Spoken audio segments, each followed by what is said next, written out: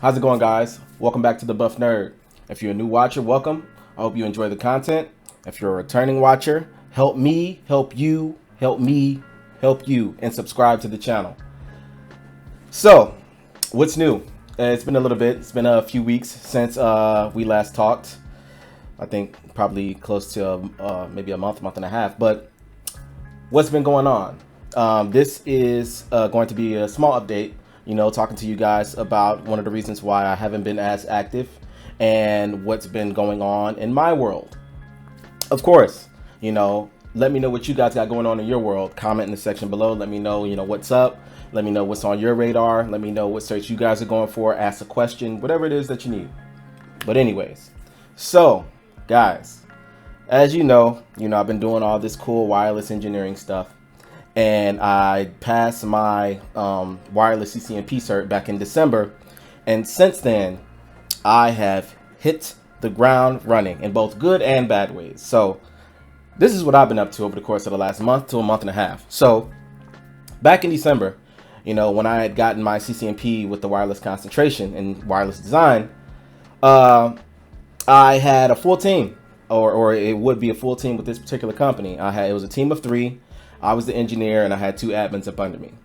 Now, since getting that cert, I have lost both of those admins. And, for those of you who aren't very familiar with the contracting world, okay, first off, I'm a contractor, okay? My position is a contract role, contracted to the DoD, doing awesome stuff, boom, boom, bam, bam.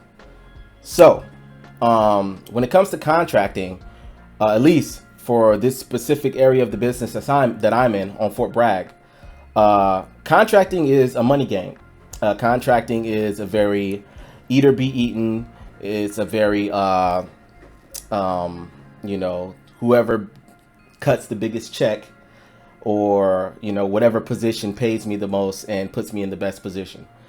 This is, it's not really one of those, get with the company, stay with the company for 10 to 15 years. Now, there are some people that do that with the company that I'm with. There's engineers that's been on this particular contract for, for forever. Okay. But, when it comes to some of these, lower to mid level roles, like, help desk, desktop, admin roles, it's a very eat and be eaten, survival of the fittest, every man for himself kind of mentality sometimes. And what I mean by that is, nobody's tied to one another. Nobody's tied to the company. The company can let you go at a moment's notice if, for whatever reason, there's an issue with the contract, or, anything along those lines. The more permanent and secure roles are the GS positions. GS is like a government supervisor, and these positions are permanent. They come with amazing benefits. And, if you were in the military at a certain point and then you ended up getting out, being a GS, helps continue build on top of your military or your time in the service, and you could retire, get a nice pension, all that good stuff. I'm not going to go into details with it because I'm not very familiar with it. All I know is that those positions are more secure. They don't pay as much as contracting roles, but you get some absolutely amazing benefits. But I digress. So, like I said, I had 2 admins when I initially got my cert back in December, and both of them have left.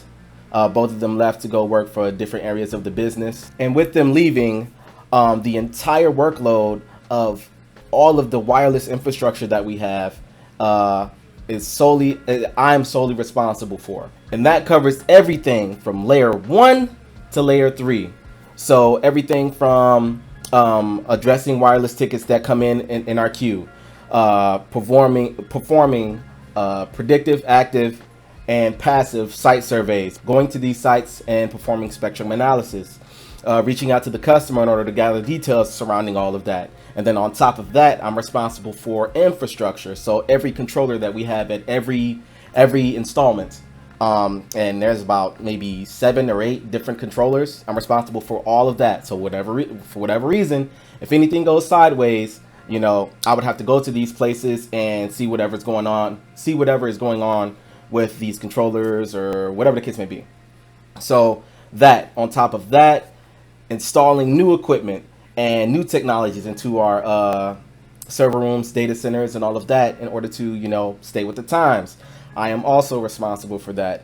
And because of this, I have just been swamped with work ever since those two admins left.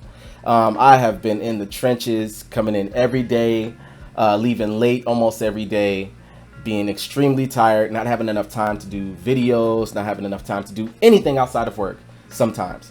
One thing I have done is I've gotten back in the gym. If you ain't noticed, you know what I'm saying, you know, with the videos I've been posting, but like that's literally the only thing I've been able to do. I've had to go to work, come home, go to the gym, go to sleep. Go to work, come home, go to the gym, go to sleep. It's been nothing but that. You know, and that's good, but you know, it doesn't save any room for me to, you know, do anything outside of that, like bring you guys some videos. But let me tell you guys what I've been doing, man. So obviously the CCNP that I got was a Cisco cert, which is obviously, you know, Cisco obviously has its own world, you know, when it comes to wireless, when it comes to networking, period. But there are a lot of other companies out here that have their own world as well, or they have a world that competes with Cisco. For instance, Aruba. Aruba is another company that competes with Cisco when it comes to wireless capabilities. You know, Aruba has their own, they have all kinds of stuff. They have mobility gateways, they have switches, they have controllers, they have wireless access points. And in this particular, in the particular environment that I work in, we have both Cisco and Aruba access points. And so I've been, ever since those admins left, I've been digging into this, you know, this just intense environment of Aruba. And it's not difficult, but you know, it takes a little bit of elbow grease to learn that kind of stuff. You know, it's just like learning anything. You know, when you first started dealing with Cisco, it wasn't easy. It wasn't a cakewalk. You had to get used to the different commands. You had to get used to the different protocols, or you know, the hierarchy of equipment. You had to get used to all that. And I've been doing that with Aruba since December. Now, on top of that, I've been tasked with a program, or not a program, a project to implement. Long story short, we're adding more equipment and more vendors to our network, stuff that I've never touched, and stuff that, you know, other teams are usually responsible for. Like the weird thing about the company that I work with is the networking team and the wireless team on two different teams, you know, which in most places they both be on the same team. But long story short, you know, they're on different teams, meaning that there's red tape between both teams. So a lot of the stuff that I know, networking sometimes doesn't know, and a lot of stuff networking knows, I don't know most times. And like I told you guys before, you know, there are people that are with the company for forever, and those kind of people know the network inside and out. And a lot of those people are on the networking team. So, you know, long story short, there's a lot of technologies that I don't touch that they touch, and there's stuff that I know that they don't know when it comes to wireless design. And so these vendors that are going to be brought into our network, and it's going to be a wireless thing for me, it's going to be Juniper. I've been playing around with some Juniper 42 SRXs, or SRX 4200s, one of them. Long story short, it's like a beefy firewall for Juniper. I've been playing with some Cisco Firepowers, the 2100 series. I've been playing with some Cisco ASAs, which is the Cisco like 4100 series or something along those lines. But we've been implementing all of these things into the network, and it's just been intense, man. It's just been a lot of research, just because none of these devices have the same, you know, syntax when it comes to commands. They all have their own way of being operated on, and it's been rough. It's been rough, but it's been fun. It's been fun because I've been learning a lot. One thing I wanted to tell you guys was that, you know, just because you got the CCNP, and this can be with any concentration, you can have the Cisco CCNP design, automation, you could have the advanced routing, you could have the SD-WAN, you could have wireless design, any of that. Just because you got that certification doesn't mean you're a heavy hitter yet. Ever since I started touching and working with some of these other vendors and some of the other teams that are more familiar with these vendors, I realized that I'm still very, very young and very green when it comes to just being an engineer, because I've been working alongside some engineers that are like they're with like a sister company. Would you say that? A sister company. And these dudes are legit, man. They not only do they have the CCNP, they also have Juniper certifications. They also have Palo Alto firewall certifications.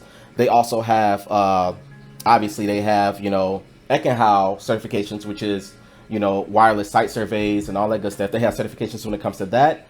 They've been in the weeds. They've built data centers. They've been showing me all kinds of awesome stuff. And it just made me realize that, man, the journey isn't over.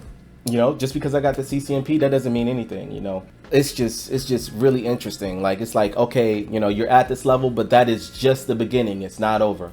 Now, you know, this is where you really get into the weeds. Or at least that's how it's been for me, ever since I've gotten a CCNP in wireless. It's crazy realizing that, you know, even after spending 2 years working on the CCNP, that you're still green. It's just a small update, man. I was just curious, and I just wanted to give you guys, you know, just some information on what I've been working on. What do you guys got going on, man? Are you any of you guys experienced with Juniper, the SRX devices? Are you familiar with Cisco Firepowers? Are you familiar with ASAs?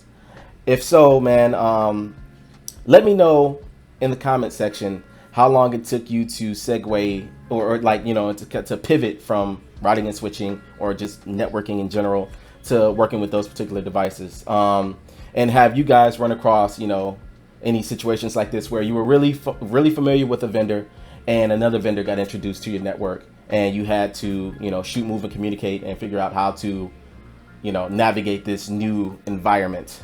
Yeah, comment that in the section below, because I could use some pointers. Although I got the CCNP, I try not to act like I know everything or I know more than anyone else, because it's humbling videos like this one that I'm making right now that lets you guys know that the fight is never over, man. There's always something that can be learned. There's always something that you don't know. There's always something or someone that is smarter than you, that has more knowledge. Hopefully they're not jerks about sharing information, but it's just, don't think that there's a finish line. If the CCNP is your goal, just know that there is no finish line. That finish line that you think is there is just a starting line for something else. Keep striving for what you guys are doing, man. I'm gonna do my best to give you guys some more content. Now I'm at the point now, because I haven't been able to focus on it like I told you guys. I need you guys to comment in the section below and tell me some things that you want me to talk about. I'm gonna do my best to give you guys the information that is requested.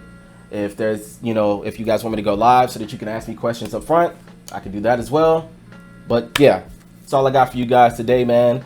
As you see, I'm back in the gym, man. I've been making some videos, you know, just me grinding it out, man. You know, just getting into these very comfortable positions, man. I've gotten fat and lazy. I'm not gonna lie to you.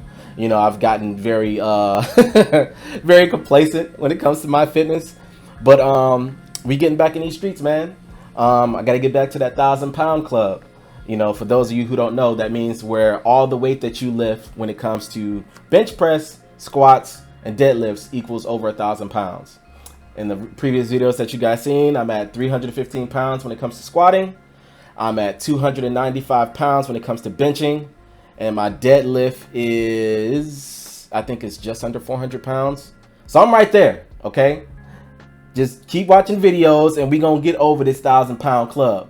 But outside of that, stay safe, stay positive, learn everything, take breaks if you need to, get therapy if you need to, go clean your dishes, walk the dog, do some laundry, and get the games, god damn it.